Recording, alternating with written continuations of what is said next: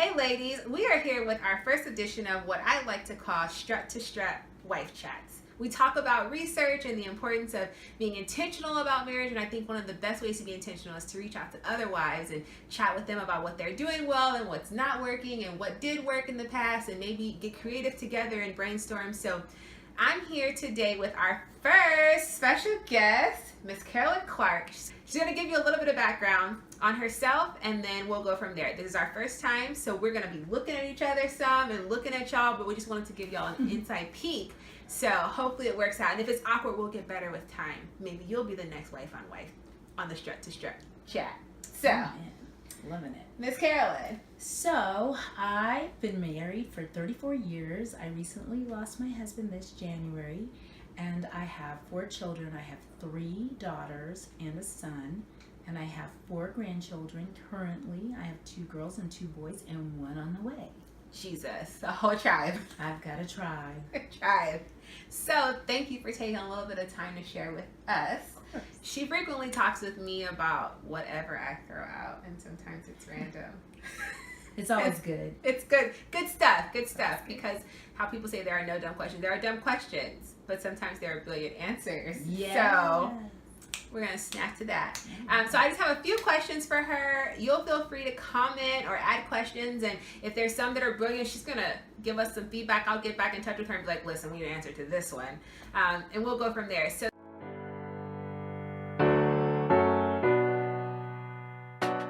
today, the first thing I want to know, how did you meet? I've never asked you how you and your husband met. Okay, well, I was working at a bank, and he came in for his aunt to cash a check. And he was actually talking to one of my friends, and she liked him. Huh. Yes, so I passed by, and he asked her to ask me to come over and say hi. So I came over, and I said hi to him. And I thought, oh, he's kind of cute, but, you know, she said she liked him, so I went away. Off limits. Yeah. So Girl code. I went away. I wasn't thinking about him anymore. And maybe a week or so went by, and then he came to my window, and he said, oh, can I ask you out? And I was like, no. No. Absolutely not, because I don't know you. You're a stranger. Yeah, so, Hashtag stranger danger. Yeah, walk off. But anyway, he said, well, I'll give you my driver's license, and I will only call you one time, and if you don't like me, I won't call you again. And I was like, okay, no, that's illegal. So I gave him his license, gave him my number. License. And, you know, he called me one time, and we had a great time, and 34 years later, hey, So, that's our story. Licenses change lives, even when we give them back, right? That's true. That's true, guys. Get in there is the important thing, Right. I think. And he was willing to throw it all out, apparently. Listen, I might look crazy. I'm not quite crazy. Here's proof. You now know where I live. That's right. Right? Yes. And look me up. My dad could hunt him down.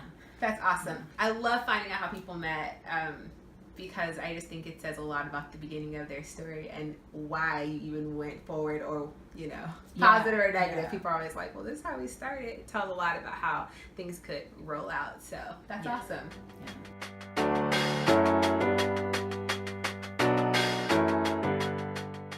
So we've been talking a little bit about dating and the importance of dating in your relationship and how you dated in the beginning.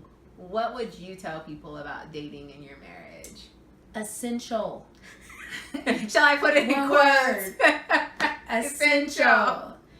Because dating is what brought you into this relationship of getting married. You dated, you liked each other, you thought, hey, this is good, let's go further. So you get married, and what? You stop dating. Right. Why did we think that would work? I don't know, because I've been told dating is collecting data. So if you collected data, do we think that that's how people wake up and they're like, who are you? Yeah.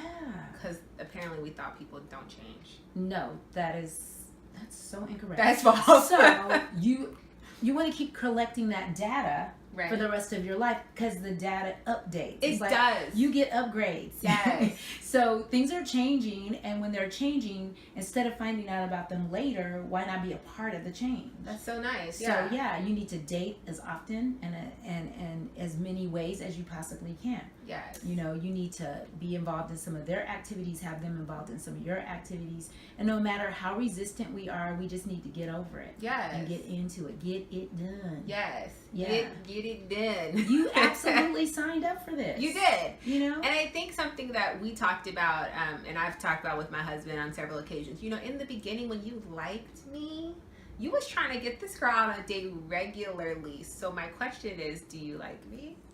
And he's always like, I love you, girl, but I want you to like me, right? That is so important what you said.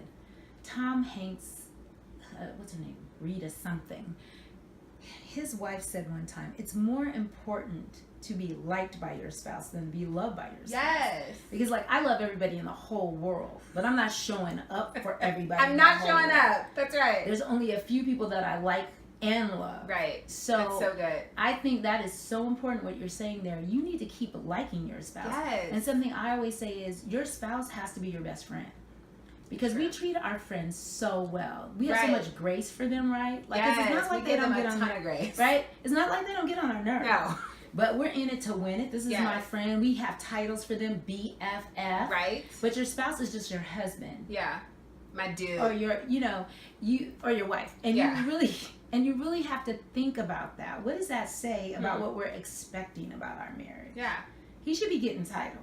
Right. You know, he should be your best friend. Yes. When I date my husband, when I require my husband to go on a date with me, I say, don't you want to take your girlfriend out? Yeah. He goes, my girlfriend. Yes, see, because when you was dating me, I was your girlfriend. Yeah. And so maybe you need to get back in that mindset. Please understand, I got wife privilege, Right? But I think that's important. Like, how do we mind shift for the moment to keep that interest, if you will?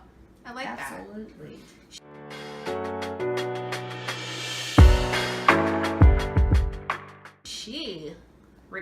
We were talking earlier about requirements that we should have, and a lot of times when things change, it's like, yeah, they changed, and maybe we want to point the finger, but like, where did our requirements become adjusted, right? And so Miss Carolyn had a day, right? I require to have a day. And what was the rules for your day? Friday, it was just about me and him. There were no cell phones, no other friends could invade, family members already knew, kids knew. Yeah. Friday was our day, and we came first. And the only reason you didn't make a Friday is you had the permission of your spouse. Yes. And that was far and few between. We just didn't schedule things on that day, so there were not a lot of surprises. Not a lot of cancellations over the years, because that was our day. That was our time to reconnect. And it really worked. Sometimes it was very simple, because a lot of times people think when you say dating each other, it has to be about money, and maybe we don't have money. We're a new couple, and we're trying to buy a house and save. Some of our dates were movies on the couch with homemade goodies, things that we like to eat, and we would just prepare those. He'd go shopping, I cook it, or vice versa, and we'd sit on the couch and watch a movie together. Sometimes he picked it, sometimes I picked it, and sometimes we had gotten to a place where we would go pray together. So we would drive up, and in our town there's a place you can drive and you can see the city lights. So we would drive up there, talk about what our dreams and hopes were, and then we would pray about it and go home and go to sleep because we was tired. Right? You know, prayer will take it out of you. If you do it right, you should be exhausted. Yes. So yeah, but it you know what? Because we didn't do it right away in our marriage, and we had started to forget why we were together. Like we had talked about. It became like a business. Yeah. We're running this business, this corporation, and we called the Clark Corp. Yeah. Right? Right? So you have to keep it where it's fresh, and you're my friend, and I'm dating you, and I know why I'm here. Right. So that when things blow up in life like they do, bills come, other people be looking attractive to us and stuff. So we need to be like, no, you look good, but this is baby over here. Yes. So, you have to do those things, and you can't let that be something that's on the back burner. Right. Something like people act like one day we just got divorced and we never saw the sun. I don't know how it happened. It just came out of nowhere, just one day. Yeah, we hadn't had sex for 6 months before, but one day. But I still don't know why. Yeah. I don't know when the last time we had dinner either, but Yeah. Yeah. I love that you say that everybody knew about your day, right? Because it's very important to kind of put the alarm out, because then people have expectations along with the new ones that you're having with requirements. I think that one of the struggles we had and we're always trying to work on this one, is making sure that, like you said, the other person would have to be okay with there being an adjustment, Yes. right? And being empowered as both women and on the man side, because we have the time where we can just be like, well, we changed this, right? Mm-hmm. To be like, now you know this is our day. And if you have the expectation, then the other person really shouldn't even be asking to be adjusting. And I think that we had found earlier on, now when you had days before, you would move mountains and nobody, girl, I got a date, that sounds great, can't come. I got a date, right? And this was so serious. And then later on, you kind of become the pencil that you write into the agenda. Yes. And you're like, well, I know we had this, but like, because it was written in pencil, I just thought it'd be okay to erase it, you know? And kind of getting to the place where it's like, no. That's how you just get. No. Just no. And women not being okay with, we want to be understanding, but being understanding is like taking care of y'all so that you can be understanding to all these other obligations, right? Because eventually we'll be the people who are like, I don't know what happened, but it's been 6 months since we had a date. I don't know. I don't know how this happened. So I think we just have to be present in all our moments. We have to be conscious of what kind of choice we're making. So if we're saying that my job, it's my job, you know, or my mom, you know, or whoever it might be, or the kids, you know what, they'll be fine. This one day, they'll be fine. But we might not be. Right? So make it a priority. That's right. That's right. That's good. Take notes. I'm taking right? Be strict with yourself. It's like anything else you do. If you want to advance in your career, there's some no's. That's true. You know, if you want to be a good parent, there's some no's. So why aren't there some no's in my marriage? I know you're my best friend. Oh, it's a girls' trip. No. I need to spend some time with him. Because at the end of the day, who's supposed to be there for you is the one you make that commitment to. So true. And make sure the no's are the other people, because not saying no to each other, only to do things for the other. Try not to say no to each other.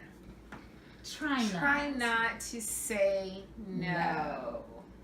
That's going to be a whole nother topic. Try not to say no. That could be a video. That could be a video. That might be the part 2, right? We might have to Skype it in, but I can do video and video, make it work. Yes, because we got things to talk about on the nose. But if we do some of these other foundational things, we'll have less no. That's true. Because we'll be liking this. That's right. So there'll be a lot less no's. And maybe that's how we can get them to say no to those other people. That's right. No to them means because yes to you. Me. That's right. And yes to you. Yes. That's great.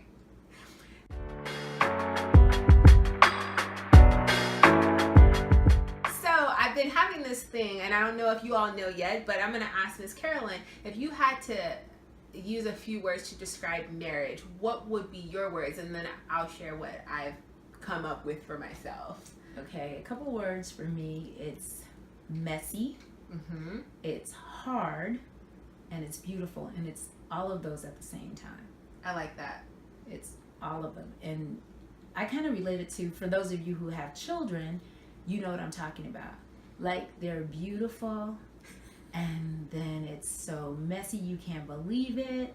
Like them diapers, yo. Like before before you had kids, and you would be changing them diapers for other people, but then it becomes a thing you have to do, and you're like, you know. And then it's hard sometimes because they don't want to do what you want to do, and to just get out the door. Come on, let's be real. Like, you could get out the door now in less than 5 minutes. You have a kid, and it's like at least 20. Everything's an event. Everything. And you got to pack for your day just to go to Walmart. Right. Just up the way. You know? So, marriage is like that to me. Sometimes it's hard. We're not understanding each other. We're not communicating. It's messy. You know, I don't even want to, I'm on the edge of the bed like a billy goat. It's amazing how you can balance on the corner of your mattress if you're mad. Wait, it's like a visual.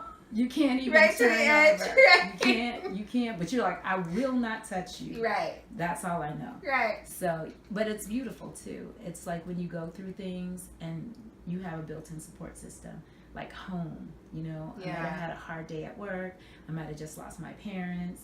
You know, something's wrong with our baby. But I have that one person that like understands it up close and personal.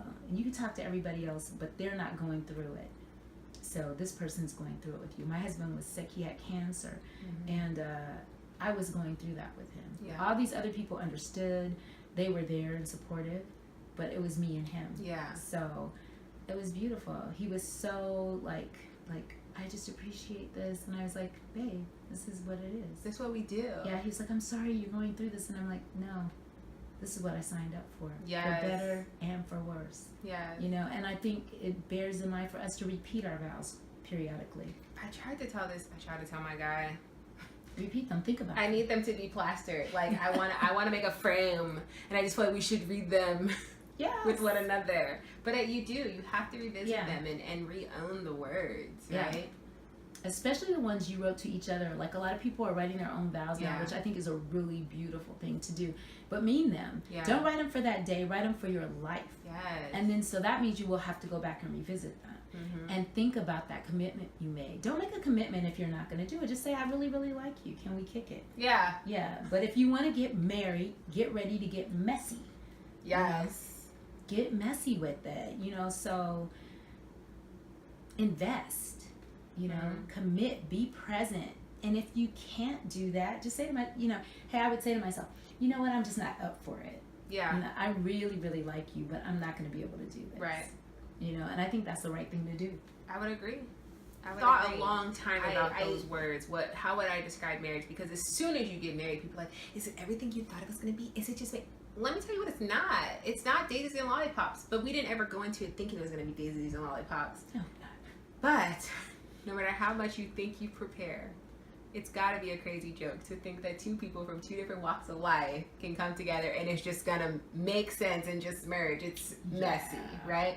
So I always say, I kept trying to think of how could I talk about it where people could get it. And I'm like, okay, this is the most amazing challenge of my life, right? Like it's everything that I said that I wanted. It's what I prayed for. It's what I asked for. He's awesome.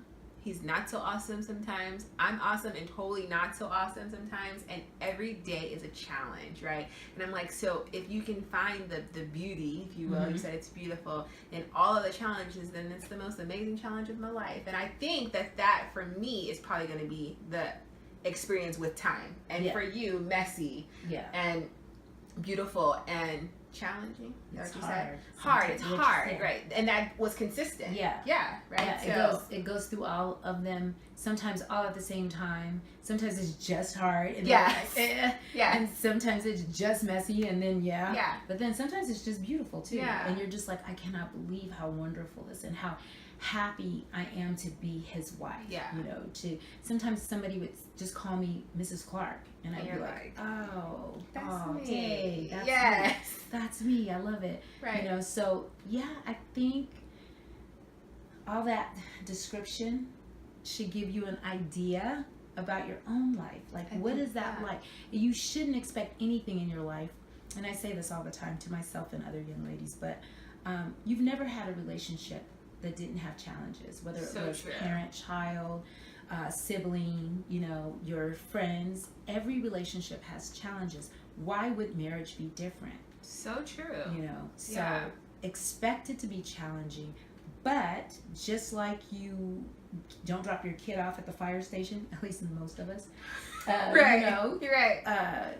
It's the same thing with your marriage. You can be committed to your marriage, even though it's difficult. And believe me, it can be challenging. Like we said, it could be very hard. There are things that can happen in your marriage that just shift your paradigms. You're like, what the heck? Yeah. You know, I didn't see that coming. Yeah. But you still can make it. You have to be committed to the commitment. Committed to the sometimes commitment. Even when you don't feel like you like them anymore. Even when you just a little bit. We'll have a whole nother one on that. Yeah. That's our shank motion. Yeah. Right? But there's a whole story with that. Hashtag, I can tell you how to get away with it. Yes! It's a secret. We're going to try to figure out how we can, you know. What would the rating on that video be, though? I don't know. We'd probably get so many views. It'd be ridiculous. Oh, though. yeah. We should tell them. We should definitely tell them. Stay tuned. Y'all got to come back for that good stuff.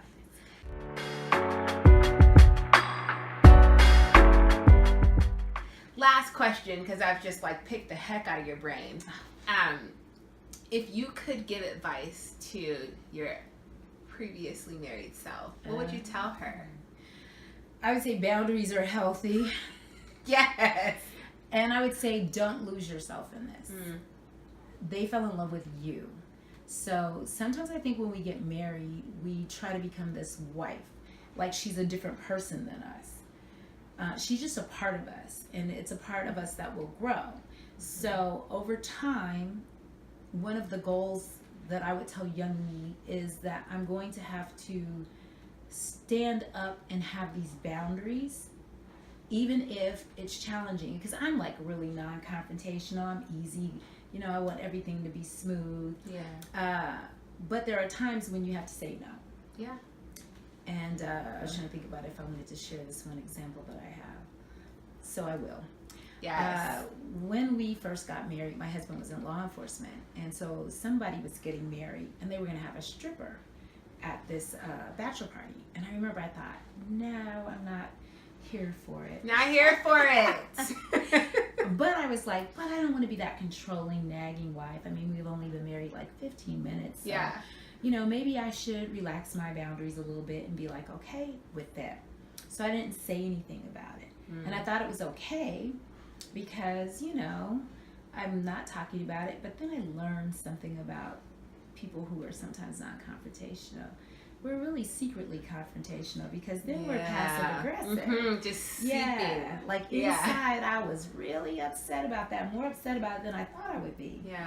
I think it would be better just to say what it is. So if I could talk to that young girl, I would go, hey, just say it. Just say it. You know, and I think sometimes I thought, I'll ask for it, but I won't get it. So I just won't put you in the position of lying to me or disappointing me by saying you won't do it.